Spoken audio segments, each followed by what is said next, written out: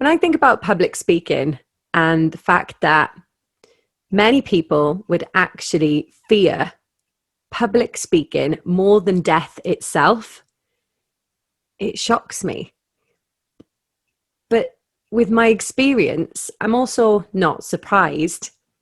So it makes me think of when my dad passed away, because being a man that had many friends, many experiences, had lived in the village and had so many stories, it surprised me when I actually asked friends and family whether they would like to speak and to do his eulogy.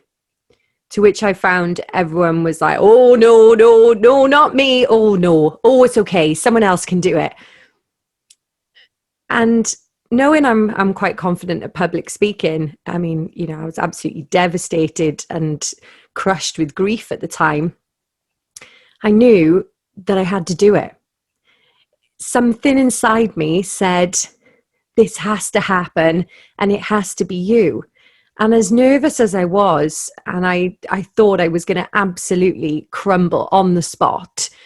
I thought, shaky leg, I'll be gone, I'll be crying, I won't be able to get through it. But on the day, for some reason, I had this strength.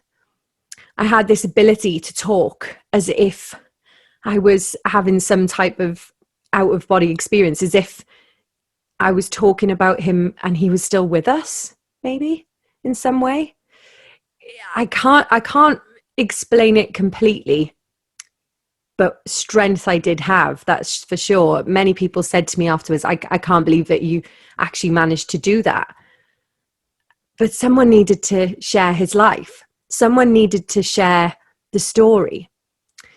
So yeah, it makes me think of that when it comes to public speaking, and that we often can speak when we really, really need to.